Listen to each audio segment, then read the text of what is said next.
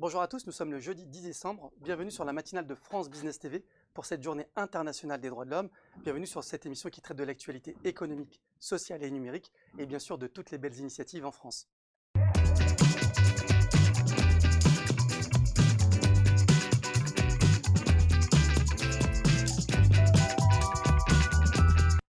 Au programme de ce jour, cybersécurité, cybermenaces, journée internationale des droits de l'homme, procès Charlie Hebdo et bien sûr une touche positive, vivre ensemble, des sujets que j'ai la chance de traiter avec nos deux invités du jour. Pour commencer, Anne Doré, bonjour. Bonjour Alégia. Alors Anne Doré, vous êtes fondatrice et directrice de la société de conseil en cybersécurité ADEL. Oui.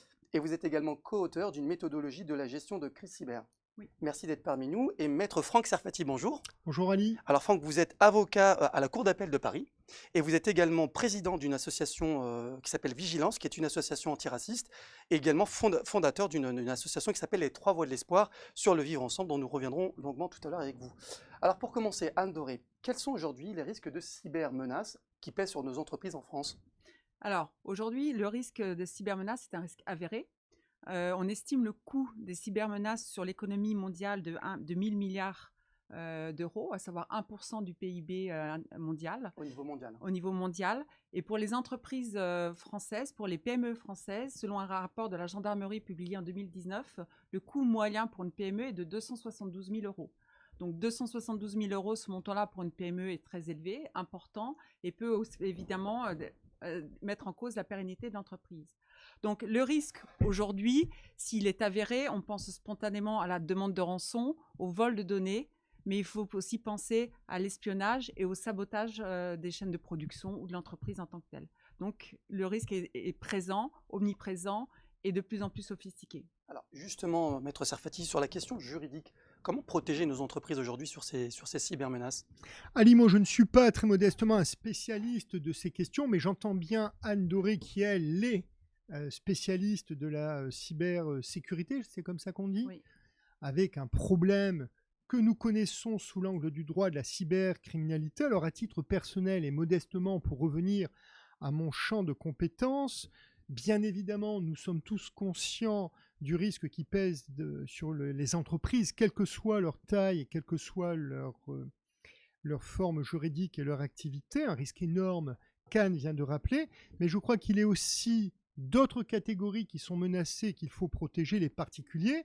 Le droit, depuis plusieurs années, parce qu'il s'agit d'un phénomène sociétal qui remonte peut-être à 10 ou 15 ans, a pris également la mesure de ce problème. On a tout un arsenal de normes juridiques, à la fois en droit interne et à la fois européen, et des règles internationales qui viennent protéger les entreprises par rapport aux problèmes évoqués, mais aussi les particuliers, parce que le sujet de droit, le particulier, l'internaute, n'est pas exempté, n'est pas à l'abri également d'une violation de ses droits particuliers et personnels. Alors justement, comme personne n'est à l'abri aujourd'hui, particulier, entreprise, Anne Doré, comment faire face à cette menace et comment les entreprises peuvent justement se prémunir contre ces attaques?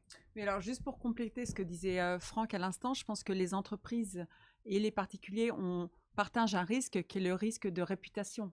En fait, on peut attaquer sur la toile et avoir énormément de mal à se défendre. Et pour une entreprise, évidemment, ça peut impacter son revenu, son image de marque. Et donc ça, c'est toujours très difficile à quantifier. Comment on peut se prévenir? Donc les moyens sont vastes. On parle évidemment de moyens informatiques, mais aussi on parle surtout d'une sensibilisation, d'une prise de conscience et d'un leadership par les dirigeants d'entreprise, parce qu'avant tout, c'est un risque métier qui doit être couvert par le métier. C'est-à-dire que lorsqu'une entreprise est attaquée, c'est son métier qu'elle va être empêchée de faire, c'est son activité qui est impactée. Donc en fait, il faut que le risque soit estimé en conséquence. Et donc, en fait, il faut mettre en place un certain nombre de moyens qui sont des moyens organisationnels, des moyens informatiques et surtout, il faut se préparer. C'est-à-dire qu'il faut se préparer pour prévenir et détecter les attaques, mais il faut aussi et surtout se préparer pour gérer la crise et gérer la crise en termes de comment je fais quand je suis impacté, comment je communique quand je suis impacté. Et en fait, pour être bien préparé, il faut répéter. Donc ça, c'est souvent des choses qui sont absolument pas faites ou très sous-estimées par les entreprises, mais qui sont excessivement importantes. La gestion de crise, ne s'improvise pas, elle se répète, elle se travaille au même titre que la prévention et la détection. Alors justement, vous parlez du risque de réputation. Maître Sarfati, les fake news aujourd'hui sont aussi un risque identifié par rapport à ces menaces. Vous parlez du risque de réputation qui peuvent peser sur des scrutins électoraux. On l'a vu aux États-Unis, on l'a vu en Russie, on l'a vu également en France. Est-ce que la loi est suffisante pour contrer, pour parer à ces menaces de réputation sur Internet? Alors, Ali Gia, vous posez une question récurrente. D'un côté, certains leaders d'opinion, qu'ils soient sociologues, psychologues, politiques et bien évidemment juristes, considèrent qu'on a une inflation législative en France. Et puis de l'autre côté, le citoyen de base aurait l'impression que l'arsenal juridique est insuffisant. À titre personnel, modestement, en tant qu'auxiliaire de justice, en tant qu'avocat, en tant que juriste, moi je crois qu'on a un excellent droit en France, que les règles existent depuis de nombreuses années. Le droit français, dit droit continental ou d'origine latine, a 2000 ans. Donc il a eu l'occasion et le temps de mûrir et de s'organiser. Et par rapport à ces questions récentes de nature sociétale, dont Anne Doré rappelait tout à l'heure, et l'acuité et la gravité, les conséquences, je crois qu'on a des mesures juridiques qui sont parfaitement suffisantes, mais pour autant, parce que la criminalité a changé, d'où le terme cybercriminalité, les infractions telles que nous les connaissions, le vol habituel, l'escroquerie, l'abus de confiance, toutes ces infractions qui sont définies de longue date dans les codes, notamment le code pénal et le code de procédure pénale, revêtent aujourd'hui une nouvelle configuration, un habillage nouveau inhérent à ces nouvelles technologies qui rendent compliquée non pas la définition de l'infraction, mais la recherche des auteurs qui sont soit à l'étranger, avec un problème d'extranéité, parce que chaque pays a ses propres règles, ou alors qui sont des individus virtuels, on est dans le monde du virtuel, ce qui complique les modes de recherche, non pas du législateur, mais des services d'enquête, notamment de la police et de la gendarmerie. Alors, Franck Servati, vous me permettrez d'ajouter 2 points par rapport à ça. Déjà, on constate que souvent les entreprises, lorsqu'elles sont attaquées, ne déposent pas plainte pour des problèmes de réputation. On n'ose pas dire qu'on a été attaqué par rapport à l'image de l'entreprise. Donc, souvent, difficile d'avoir une enquête ou un procès derrière. Ça, c'est le premier point. Le deuxième point, pour les entreprises qui mettent leurs données dans le cloud, c'est le point de l'extraterritorialité des données. Et en fait, la capacité, lorsque vous mettez votre cloud votre donnée, dans un cloud d'une société américaine, que l'État américain demande à accéder à vos données sous un prétexte qui est inconnu à ce jour, mais sur lequel vous n'aurez pas moyen de limiter et de faire quoi que ce soit. Donc, c'est un enjeu juridique aussi pour les entreprises auxquelles elles doivent faire attention lorsqu'elles mettent en place une stratégie de cloud. Avec votre permission, excusez-moi, Ali, effectivement, je crois que nous parlons exactement le même langage, ou du moins nous évoquons la même problématique qui existe depuis des lustres, depuis la création de la notion d'État, où l'autorité publique, de tout temps, depuis 5000 ans, c'était vrai à l'époque de l'Antiquité grecque, romaine, au Moyen-Âge et aujourd'hui dans les temps modernes, l'autorité gouvernante a 2 problématiques qui doivent être conciliées, même si elles apparaissent opposées. D'une part, la liberté individuelle, la liberté d'entreprendre, la liberté de circuler, la liberté d'aller sur les réseaux avec ces nouvelles technologies, et d'un autre côté, la sécurité. Protéger en même temps et encadrer ces libertés, ces nouvelles libertés conséquentes aux réseaux sociaux et aux nouvelles technologies, encore une fois, tout en préservant la sécurité collective et individuelle, parce qu'on sait très bien qu'une liberté absolue conduit à la dénégation de la liberté. Donc on est confronté à un équilibre nécessaire entre ces 2 notions, liberté et sécurité. Mais je crois que c'était un peu votre propos sous l'angle technique, parce qu'effectivement, il faut permettre à chacun d'utiliser et d'user de ces nouvelles technologies, tout en sécurisant et les entreprises et les États et les individus. Alors Anne Doré, vous disiez justement qu'il fallait sensibiliser plus le business, puisque ce sont des décisions politiques donc, au sein d'une Oui, entreprise, donc de décideurs. oui. Vous êtes co-auteur d'une méthodologie de la gestion de crise cyber. Donc, est-ce que dans votre méthodologie, vous abordez justement ces différentes étapes pour les chefs d'entreprise? Bah, en fait, quand on a rédigé cette méthodologie, on l'a voulu pour les dirigeants. En fait, c'est pas une méthodologie qui est technique, c'est une méthodologie pour les dirigeants et qui explique en fait qu'il y a deux stades qui sont importants. C'est un stade de entre guillemets cycle nominal tel qu'on l'a appelé, qui veut à prévenir, à anticiper et à définir tout ce qui doit être fait pour maintenir la sécurité, l'activité, la continuité de l'activité. Et puis après, qui aussi a vocation à anticiper la gestion de la crise. C'est-à-dire quand je suis attaqué, comment je limite la crise et une fois que j'ai limité l'impact de la crise, comment j'y remédie sur un plan organisationnel, sur un plan système d'information et sur un plan communication. Parce qu'il faut communiquer auprès de ses collaborateurs, il faut communiquer auprès de son écosystème et lorsqu'on est une grande entreprise, auprès de ses investisseurs. Donc en fait, c'est tous ces aspects-là qu'on a essayé de rendre le plus audible et compréhensible possible pour les lecteurs. Donc, cybersécurité, qui dit cybersécurité dit cybermenace, mais également malheureusement le cyberterrorisme. Alors aujourd'hui, c'est également la Journée internationale des droits de l'homme. Maître Sarfati, vous êtes avocat au procès Charlie Hebdo, Hypercacher et Montrouge.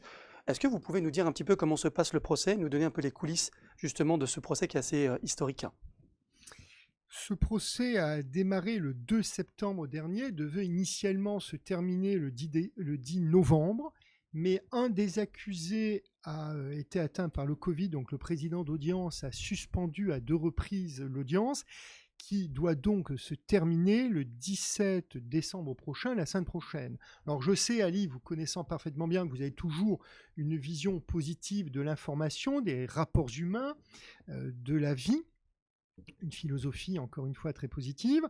Je vais suivre parce qu'effectivement, moi je considère, je suis un peu en marge parce que beaucoup de mes confrères ont une approche fondamentalement différente. Je considère que ce procès s'est remarquablement bien tenu. Il faut rappeler qu'organiser un procès de ce format avec 14 accusés, 11 dans le box, 3 qui ont pris la fuite à l'étranger, plus de 300 victimes, environ 150 témoins appelés à la barre, des moyens logistiques, humains, financiers énormes. Cette organisation a été rendue possible grâce à une véritable volonté démocratique de l'État que je salue, l'État français. On sait que tous les États ne fonctionnent pas de la sorte, et si aujourd'hui les accusés peuvent être jugés, par rapport à des crimes odieux, dois-je le rappeler, 17 personnes ont été sauvagement, cruellement assassinées. En tout cas, les 14 ont eu un procès équitable et je crois sincèrement que l'État français s'est donné les moyens de mettre en place un procès qui, globalement, pour moi, s'est parfaitement bien tenu. Justement, c'est ce que vous aviez dit à la barre, Maître Sarfati. Vous avez salué la qualité des débats où chacun a pu s'exprimer et évidemment condamnation par rapport à ces faits voilà, unanimes. Anne Doré, vous avez à cœur les questions de la diversité et de l'inclusion. On va finir sur la touche du vivre ensemble. Vous voulez passer un message sur ces sujets importants? Oui, donc je pense que oui, je suis attachée, ça fait partie de l'inclusion et la diversité, ça fait partie de mon ADN. Je pense qu'aujourd'hui, par rapport à des filières comme celle de la cybersécurité, où on considère qu'il y a 5000 postes à pourvoir en France, il y a un vrai enjeu d'aller chercher des talents, des ressources dans des comment dirais-je, dans des filières nouvelles, et en ayant une approche socio-culturelle qui soit différente. Et je pense que pour ça, il faut s'inspirer de pratiques qui ont été déjà faites soit dans d'autres pays, soit dans d'autres filières en France. Vous pensez à quel pays en particulier? Les États-Unis sont matures sur le sujet, mais je sais qu'il y a des filières, notamment de filières bancaires, à un moment donné, qui avaient mis en place pour former des jeunes et les embaucher derrière, en fait, directement dans certaines grandes banques. Donc, il faut aller chercher comment dirais-je, les ressources là où elles sont. Et je pense que c'est un enjeu social et sociétal extrêmement important qui peut faire que du bien à la France et qui peut aussi contribuer à la croissance économique en même temps que la croissance ou le bienfait social et sociétal. Alors justement, Maître Sarfati, comment on peut garder nos talents aujourd'hui en France? Il y a beaucoup de chercheurs, d'avocats, d'ingénieurs qui vont malheureusement, vous avez cité les États-Unis, mais c'est vrai, on parle de fuite des cerveaux. Comment garder nos talents en France? Est-ce que vous avez une idée sur ce... Une solution miracle, certainement pas, sinon on la connaîtrait, mais en tout cas, je crois qu'il faut en France, outre une récession économique, je ne suis pas convaincu qu'on soit dans une crise catastrophique par rapport à d'autres pays. Chacun mange à sa faim en France, hein. On voit que beaucoup de foyers ont une, deux, voire trois voitures, donc on n'est pas le pays le plus pauvre. En revanche, il me semble que depuis quelques années, la France traverse une crise morale et que finalement on a perdu non pas un peu d'argent en fin de mois, mais surtout, on a perdu le sourire. Et je crois que la France doit retrouver ce pays du bien vivre ensemble, ce pays méditerranéen où on aime sortir, on aime faire la fête et on voit la vie positivement. Je crois que c'est ce qui manque fondamentalement en France parce qu'on nous bassine quelque peu avec une crise économique, avec des critères économiques qui sont à la baisse, mais très honnêtement, même si beaucoup de gens effectivement, réellement, ont connu une diminution de leur pouvoir d'achat. Encore une fois, je ne suis pas sûr que la France soit le pays le plus à plaindre et que les Français soient les êtres humains les plus miséreux.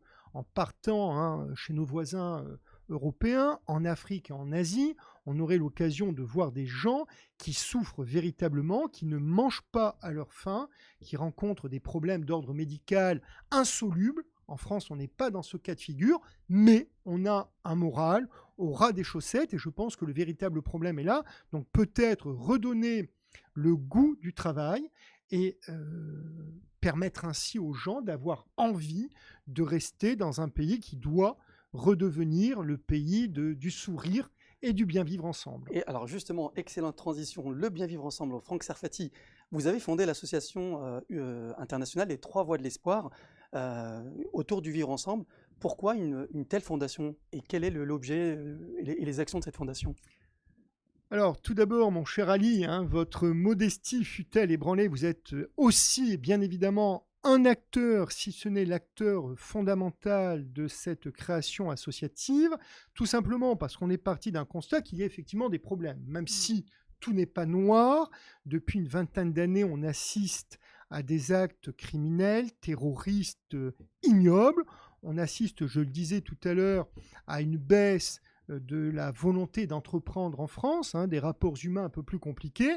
Et on s'est dit, avec quelques amis militants de longue date, qui ont à cœur de défendre certaines valeurs qui nous sont chères, en France, avec vous, cher Ali Jia, mais aussi au Maroc, avec des personnalités dont Nabil Khali, qui est une personnalité internationale, un spécialiste de la culture judéo-arabe, qu'on appelle la musique andalouse. Nabil, notre ami Nabil, est un spécialiste. Un autre ami de l'autre côté de la Méditerranée, Marc Athias, d'origine marocaine, qui est installé en Israël. Et puis aussi, qu'on salue également, bien évidemment, Nabil et Marc. Et puis, un troisième partenaire dans un autre pays européen, l'Espagne. On s'est dit qu'il fallait transcender les frontières pour rappeler que l'humanité est belle et que même si l'homme nous a montré quelques revers fortement négatifs, il est aussi capable de belles choses.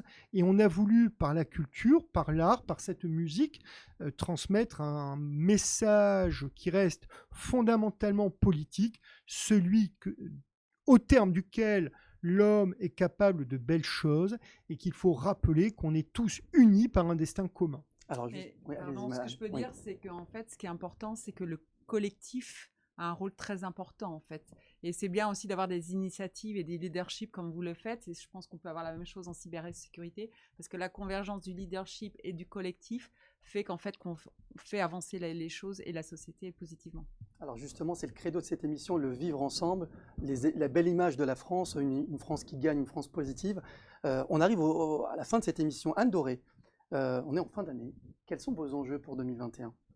Alors mes enjeux, ils sont très clairs. C'est d'accompagner mes clients en 2021 pour qu'ils soient encore plus résilients face aux attaques cyber et qu'ils puissent développer, je dirais, réaliser, faire leur business dans les meilleures conditions possibles. Donc ça, c'est une de mes ambitions. Et la deuxième, c'est en fait de faire en sorte que la filière, ou contribuer à ce que la filière cybersécurité soit une source d'inclusion et de diversité pour la société française. Alors, beau message d'inclusion. Franck Serfati, même question, les enjeux pour l'année à venir. Voici quelques années, Ali, j'avais écrit dans un éditorial que la santé et la liberté étaient deux valeurs essentielles qui ne sont pas des droits, mais qui sont des privilèges. Je l'avais écrit sans trop y être attaché, avec un effet de plume, à défaut d'être un effet de manche.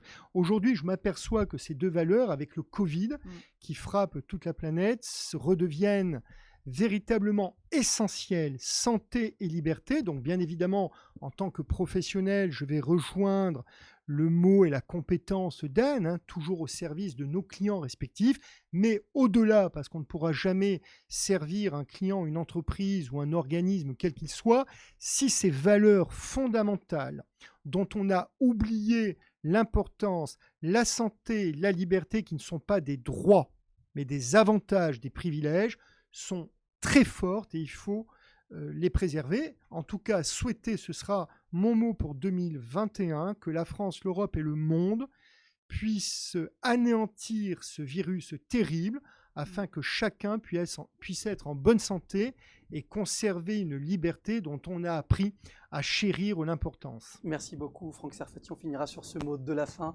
Vivre ensemble, une meilleure société en 2021. Merci Anne Doré aussi pour votre intervention. Je vous dis à la semaine prochaine pour une nouvelle émission de France Business TV, toujours au cœur de l'actualité économique, sociale et numérique. Et vous l'avez compris, de toutes les belles initiatives en France.